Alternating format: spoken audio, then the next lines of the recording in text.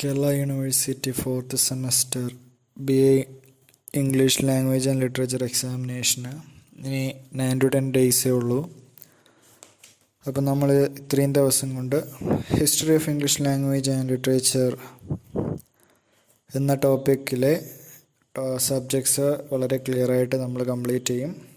അതായത് 45 സബ് ടോപ്പിക്കായിട്ട് ഇത് ഡിവൈഡ് ചെയ്തിരിക്കുകയാണ്.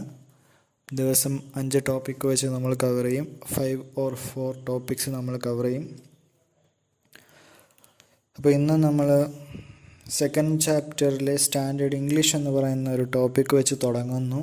അതിനുശേഷം നമ്മൾ കോൺട്രിബ്യൂഷൻ ഓഫ് മേജർ റൈറ്റേഴ്സ് പഠിക്കും. അതിൽ നമ്മൾ 4 റൈറ്റേഴ്സിനെ കുറിച്ച് പഠിക്കും. അതിനുശേഷം നമ്മൾ ഇൻഫ്ലുവൻസ് ഓഫ് ബൈബിൾ പഠിക്കും. അങ്ങനെ അത് 3 ടോപ്പിക്ക്. അതിനുശേഷം അടുത്ത തേർഡ് ചാപ്റ്ററിലേക്ക് പോകുന്നു. തേർഡ് ചാപ്റ്ററിൽ നമ്മൾ ഡിക്ഷണറീസിനെ കുറിച്ച് പഠിക്കും. അപ്പോൾ ഇന്ന് ഇത്രയും കാര്യങ്ങളാണ് പഠിക്കുന്നത്. ടോട്ടൽ 4 ടോപ്പിക്കാണ്. അപ്പോൾ നമുക്ക് ഫസ്റ്റ് ടോപ്പിക്ക് ഞാൻ പറഞ്ഞതുപോലെ സ്റ്റാൻഡേർഡ് ഇംഗ്ലീഷിനെ കുറിച്ചാണ് പറയാൻ പോകുന്നത്. അപ്പോൾ വളരെ കുറച്ച് സമയം കൊണ്ട് കാര്യങ്ങൾ പറഞ്ഞ് മനസ്സിലാക്കിപ്പിക്കണം. അതായത് മാക്സിമം നമ്മൾ 30 മിനിറ്റ്സ് എടുക്കത്തുള്ളൂ. 30 മിനിറ്റ്സ് കടന്നു പോവുകയാണെങ്കിൽ we will stop there. Fine. Standard English എന്ന് പറയുമ്പോൾ ആ ടോപ്പിക്ക് നിങ്ങൾക്ക് എസ്സേ ആയിട്ട് വരാം. അപ്പോൾ ആ ടോപ്പിക്ക് ഫസ്റ്റ് 3 വ്യക്തിത്വങ്ങൾ നിങ്ങൾ പരിചയപ്പെടണം. അതായത് FT Wood, Daniel Jones, professor HC Wyld. FT Wood അദ്ദേഹം സ്റ്റാൻഡേർഡ് ഇംഗ്ലീഷിനെ ഡിഫൈൻ ചെയ്തു. അദ്ദേഹം ഡിഫൈൻ ചെയ്യുന്ന സമയത്ത് അദ്ദേഹം പറയുന്നത് സ്റ്റാൻഡേർഡ് ഇംഗ്ലീഷിനെ ഡിഫൈൻ ചെയ്യാൻ വളരെ പ്രയാസകരമാണ്. അങ്ങനെ ഡിഫൈൻ ചെയ്ത് കഴിഞ്ഞാൽ ആ ഡിഫൈൻ ചെയ്യുന്ന ആ ഡെഫിനിഷനോ അല്ലെങ്കിൽ ആ വ്യക്തിക്കെതിരെയോ കോൺട്രവേഴ്സീസ് അല്ലെങ്കിൽ ക്രിറ്റിസിസംസ് വരാൻ ചാൻസ് ഉണ്ട്. അതുകൊണ്ട് ഈ സ്റ്റാൻഡേർഡ് ഇംഗ്ലീഷ് എന്ന് പറയുന്ന ഒരു കൺസെപ്റ്റിനെ ഡിഫൈൻ ചെയ്യുക എന്ന് പറയുന്നത് വളരെ പ്രയാസകരമായിട്ടുള്ള സംഗതിയാണ്. അപ്പോൾ നമുക്കറിയാം, ഇപ്പോൾ ഒരു ലാംഗ്വേജ് എടുത്താൽ ഒരു പർട്ടിക്കുലർ പേഴ്സൺ സംസാരിക്കുന്നത് പർട്ടിക്കുലർ പ്രൊനൗൺസിയേഷൻ വെച്ചിട്ടായിരിക്കാം, പർട്ടിക്കുലർ സിൻടാക്സ് വെച്ചിട്ടായിരിക്കാം. എന്നാൽ ഒരു സ്റ്റാൻഡേർഡ് ഇംഗ്ലീഷ് കൊണ്ട് ഉദ്ദേശിക്കുന്നത് എഡ്യൂക്കേറ്റഡ് ആയിട്ടുള്ള വ്യക്തികൾ തമ്മിൽ സംസാരിക്കുമ്പോൾ അവർക്ക് പെട്ടെന്ന് മനസ്സിലാക്കാൻ സാധിക്കണം. അതുപോലെ ഡിഫറെൻറ്റ് റീജിയൻസിലുള്ളവരാണെങ്കിൽ പോലും ഒരു കോമൺ ആയിട്ടുള്ള ഒരു യൂണിഫോമിറ്റിയോട് കൂടി മനസ്സിലാക്കാൻ പറ്റുന്ന ഒരു ലാംഗ്വേജ് ആയിരിക്കണം സ്റ്റാൻഡേർഡ് ലാംഗ്വേജ്. റീജിയണൽ ഡയലക്റ്റ് കൊണ്ടോ ഒന്നും ലോക്കൽ വേരിയൻ്റ് കൊണ്ടോ ഒന്നും മാറാൻ പാടില്ലാത്ത എഡ്യൂക്കേറ്റഡ് ആയിട്ടുള്ള വ്യക്തിത്വങ്ങൾക്ക് മനസ്സിലാക്കാൻ സാധിക്കുന്ന ഒരു ലാംഗ്വേജിനെയാണ് standard language, standard English language എന്നൊക്കെ പറയുന്നത്. ഇനി FT വുഡ് ഡിഫൈൻ ചെയ്ത് നമുക്ക് മനസ്സിലായി. FT വുഡിൻ്റെ കൺസെപ്റ്റ് പ്രകാരം സ്റ്റാൻഡേർഡ് ഇംഗ്ലീഷിനെ ഡിഫൈൻ ചെയ്യുക എന്ന് പറയുന്നത് വളരെ പ്രയാസകരമാണ്. അങ്ങനെ ഡിഫൈൻ ചെയ്ത് കഴിഞ്ഞാൽ criticism as well as controversies നേരിടേണ്ടി വരും. ഇനി പ്രൊഫസർ HC വൈൽഡ് എന്താണ് പറഞ്ഞത്? പ്രൊഫസർ HC വൈൽഡ് അദ്ദേഹത്തെ സംബന്ധിച്ചിടത്തോളം സ്റ്റാൻഡേർഡ് ഇംഗ്ലീഷ് എന്ന് പറയുന്നത്, സ്റ്റാൻഡേർഡ് ലാംഗ്വേജ് എന്ന് പറയുന്നത് അത് ഒരു സർട്ടൻ സോഷ്യൽ ബൗണ്ടറിക്കുള്ളിൽ നിന്നുകൊണ്ട് അല്ലെങ്കിൽ ഒരു പർട്ടിക്കുലർ കൺട്രിക്കുള്ളിൽ നിന്നുകൊണ്ട് ഒരു പർട്ടിക്കുലർ ബൗണ്ടറിക്കുള്ളിൽ നിന്നുകൊണ്ട് very large mass of people സംസാരിക്കുന്ന ഒരു യൂണിഫോമിറ്റിയോട് കൂടി സംസാരിക്കുന്ന ഒരു ലാംഗ്വേജ്, അതാണ് സ്റ്റാൻഡേർഡ് ലാംഗ്വേജ് എന്നാണ് പ്രൊഫസർ HC വൈൽഡ് പറയുന്നത്. നമുക്ക് പക്ഷേ അറിയാം, ഇന്നത്തെ കാലത്ത് ഇംഗ്ലീഷ് എന്ന് പറയുന്ന ലാംഗ്വേജ് വേൾഡ് വൈഡ് സംസാരിക്കുന്ന ഒരു ലാംഗ്വേജായി മാറി.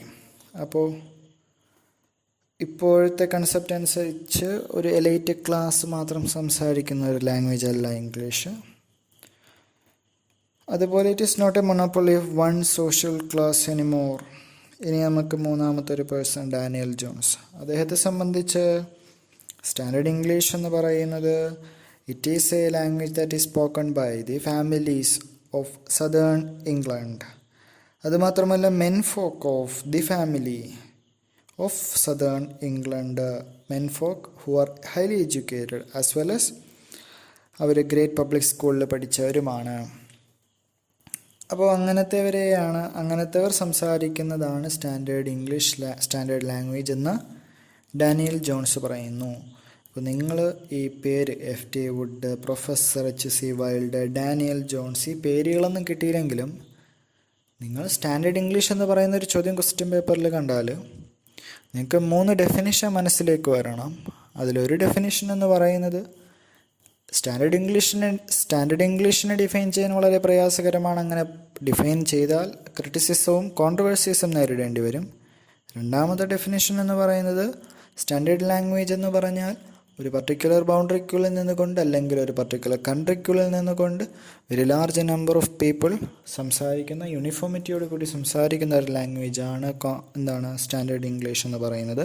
മൂന്നാമത്തെ ഡെഫിനിഷൻ എന്ന് പറയുന്നത് ഒരു പർട്ടിക്കുലർ ആയിട്ടുള്ളൊരു ഫാമിലി. ഏത് ഫാമിലി? സദേൺ ഇംഗ്ലണ്ടിലെ ഫാമിലിയിലുള്ള men folk that who are highly educated in great public school, അവർ സംസാരിക്കുന്ന ലാംഗ്വേജാണ് സ്റ്റാൻഡേർഡ് ഇംഗ്ലീഷ് ലാംഗ്വേജ് എന്ന് പറയുന്നത്. ഇനി സ്റ്റാൻഡേർഡ് ഇംഗ്ലീഷ് ലാംഗ്വേജ് അത് എങ്ങനെയാണ് ഡെവലപ്പായി വന്നത്? ഈ ഒരു ലാംഗ്വേജ് ഡെവലപ്പായി വന്നത് ലണ്ടൻ എന്ന് പറയുന്ന പ്രദേശത്തെ ഡയലക്റ്റിൽ നിന്നാണ്. അപ്പോൾ നിങ്ങൾ ചോദിക്കും, ലണ്ടനിലെ ഡയലക്റ്റ് ഏതാണ്? ലണ്ടനിലെ ഡയലക്റ്റ് എന്ന് പറയുന്നത് ഈസ്റ്റ് മിഡ്ലാൻഡ് ഡയലക്റ്റാണ്. എന്തുകൊണ്ട് ഈസ്റ്റ് മിഡ്ലാൻഡ് ഡയലക്റ്റ് ഇമ്പോർട്ടൻ്റ് ആണ്? അതിൽ നിന്ന് എന്തുകൊണ്ട് സ്റ്റാൻഡേർഡ് ഇംഗ്ലീഷ് ഇവോൾവ് ആയി? അപ്പോൾ നമുക്കറിയാം ബാക്കി രണ്ട് ഡയലക്റ്റുകൾ, ഒന്ന് northern dialect and southern dialect. അപ്പോൾ അതവിടെ നിൽക്കട്ടെ, എന്തുകൊണ്ട് ഈസ്റ്റ് മിഡ്ലാൻഡ് ഡയലക്റ്റ് പോപ്പുലറാണ്? എന്തുകൊണ്ട് ലണ്ടൻ ഡയലക്റ്റ് പോപ്പുലറാണ്? എന്തുകൊണ്ട് സ്റ്റാൻഡേർഡ് ഇംഗ്ലീഷ് ഇതിൽ നിന്ന് ഡെവലപ്പായി? അതിന് കുറച്ച് റീസൺസ് ഉണ്ട്. അതിലൊരു റീസൺ, ലണ്ടൻ എന്ന് പറയുന്ന പ്രദേശം it is a metropolis where administration മെയിനായിട്ട് എവിടെയാണ് സെൻറ്റർ ചെയ്തിരിക്കുന്നത്? ലണ്ടനിലാണ്. ഇനി നാഷണൽ ലൈഫ് സെൻറ്റർ ചെയ്തിരിക്കുന്നത് എവിടെയാണ്? ലണ്ടനിലാണ്. ലണ്ടൻ എന്ന് പറയുന്നത് ഒരു hub of social and intellectual ആക്ടിവിറ്റിയാണ്. അതുപോലെ ഈസ്റ്റ് മിഡ്ലാൻഡ് ഡയലക്റ്റ് എന്ന് പറയുന്ന ഡയലക്റ്റ് വിത്ത് സ്ലൈറ്റ് വേരിയേഷൻസ്, ഈ ഒരു dialect Oxford as well as Cambridge യൂണിവേഴ്സിറ്റിയിൽ ഉപയോഗിക്കുന്നു. അപ്പോൾ ഈ റീസൺസ് കൊണ്ട്, അതുമാത്രമല്ല കാക്സ്റ്റൺ പ്രിൻ്റർ ഇൻട്രൊഡ്യൂസ് ചെയ്തു, മെറ്റീരിയൽസ് പ്രിൻ്റ് ചെയ്തത് ഏത് ഡയലക്റ്റിലാണ്? East Midland dialect. അപ്പോൾ ഈ ഒരു പ്രത്യേകതകളെല്ലാം കൂടി വെച്ചിട്ടാണ് ലണ്ടൻ ഡയലക്റ്റ് അല്ലെങ്കിൽ ഈസ്റ്റ് മിഡ്ലാൻഡ് ഡയലക്റ്റ് പോപ്പുലറായി അല്ലെങ്കിൽ അക്സെപ്റ്റബിൾ ആയത്. കൂടുതൽ ആൾക്കാർ അത് അക്സെപ്റ്റ് ചെയ്തത്. അതുകൊണ്ടാണ് സ്റ്റാൻഡേർഡ് ഇംഗ്ലീഷ് അതിൽ നിന്ന് ഇവോൾവ് ആയത്. അപ്പോൾ ഈ ഈസ്റ്റ് മിഡ്ലാൻഡ് ഡയലക്റ്റ് എന്തുകൊണ്ട് പോപ്പുലറാണ് when compared to northern and southern dialect? നോക്കൂ, നോർത്തേൺ അല്ലെങ്കിൽ സദേൺ ഡയലക്റ്റ് എന്ന് പറയുമ്പോൾ ഇറ്റ് ഈസ് കൺസർവേറ്റീവ്, അല്ലെങ്കിൽ അതൊരു കോൺസ്റ്റൻ്റ് ആണ്, അതങ്ങനെ ഫ്ലക്ച്വേറ്റ് ചെയ്യത്തില്ല. പക്ഷേ നോർത്തേൺ ഡയലക്റ്റ് പ്രോഗ്രസീവാണ്, അത് ചേഞ്ച് ആഗ്രഹിക്കുന്ന ഒരു ഒരു ഡയലക്റ്റാണ്. അപ്പോൾ ഈ ഈസ്റ്റ് മിഡ്ലാൻഡ് ഡയലക്റ്റ് ഇതിൻ്റെ രണ്ടിൻ്റെയും മിഡിലായിട്ട് വരും. അതായത് ഈസ്റ്റ് മിഡ്ലാൻഡ് ഡയലക്റ്റ് കോംപ്രഹെൻസിബിൾ ആണ് ഫോർ ബോത്ത് ഡയലക്റ്റ് സ്പീക്കബിൾ, മനസ്സിലാക്കാൻ പറ്റും. രണ്ട് ഡയലക്റ്റ് സ്പീക്കേഴ്സ്, അതായത് നോർത്തേൺ ഡയലക്റ്റ് സ്പീക്കേഴ്സും സദേൺ ഡയലക്റ്റ് സ്പീക്കേഴ്സിനും അണ്ടർസ്റ്റാൻഡബിൾ ആണ് ഈ ഈസ്റ്റ് മിഡ്ലാൻഡ് ഡയലക്റ്റ്. എന്തുകൊണ്ട്? ഈ രണ്ട് ഡയലക്റ്റിൻ്റെയും മിഡിലായിട്ട് നിൽക്കുന്നത് കൊണ്ട്. ഇനി എവല്യൂഷൻ ഓഫ് സ്റ്റാൻഡേർഡ് ഇംഗ്ലീഷ്, അതിൻ്റെ റീസൺസ് പറയുമ്പോൾ, ഒന്ന് invention of printing press, already പറഞ്ഞു കഴിഞ്ഞു. കാക്സ്റ്റൻ്റെ പ്രിൻറ്റിംഗ് പ്രസ് മെറ്റീരിയൽസ് പ്രിൻറ്റ് ചെയ്തത് ഈസ്റ്റ് മിഡ്ലാൻഡ് ഡയലക്റ്റിലാണ്. അതുകൊണ്ട് തന്നെ സ്റ്റാൻഡേർഡ് ഇംഗ്ലീഷിൻ്റെ എവല്യൂഷൻ അത് സഹായിച്ചു. Publication of doctor Johnson's dictionary, അതൊക്കെ ഇനി നമ്മൾ പഠിക്കും. Increased contact between various social classes. ഇനി അഡ്വെൻറ്റ് ഓഫ് വയർലെസ്. അപ്പോൾ ഇത്രയും കാര്യങ്ങളാണ് സ്റ്റാൻഡേർഡ് ഇംഗ്ലീഷ് ഇവോൾവ് ആവാൻ ഉള്ള reasons. Invention of printing press, doctor Johnson's dictionary, increased contact between various social class തമ്മിൽ സംസാരിക്കുമ്പോൾ അവിടെ ഒരു സ്റ്റാൻഡേർഡ് ഇംഗ്ലീഷിൻ്റെ ആവശ്യകത വരുന്നു. ഓൾസോ അഡ്വെൻറ്റ് ഓഫ് വയർലെസ്, അവിടെയും സ്റ്റാൻഡേർഡ് ഇംഗ്ലീഷിൻ്റെ ആവശ്യകത വരുന്നു. ഇനി നമുക്ക് മോഡേൺ സ്റ്റാൻഡേർഡ് ഇംഗ്ലീഷ് എന്ന് പറയുന്നത് based chiefly on Anglo Saxon language. നമ്മൾ ആംഗ്ലോ സാക്സൺ ലാംഗ്വേജൊക്കെ നമ്മൾ ഫസ്റ്റ് സെമസ്റ്ററിൽ പഠിച്ചിട്ടുണ്ട് അല്ലേ. അതായത് പറയുന്നത് 75% of total words in English എന്ന് പറയുന്നത് ആംഗ്ലോ സാക്സണിൽ നിന്ന് കടമെടുത്തതാണ്. അതുകൊണ്ട് തന്നെ നമുക്ക് പറയാം സ്റ്റാൻഡേർഡ് ഇംഗ്ലീഷ് എന്ന് പറയുന്ന ലാംഗ്വേജിലെ 75% വേർഡ്സും ആംഗ്ലോ സാക്സണിൽ നിന്നാണ്. ഈ പോയിന്റുകളെല്ലാം നിങ്ങൾ സ്റ്റാൻഡേർഡ് ഇംഗ്ലീഷ് എന്ന് പറയുന്ന എസ്എ ക്വസ്റ്റ്യൻ വന്നാൽ എഴുതേണ്ട പോയിന്റുകളാണ്.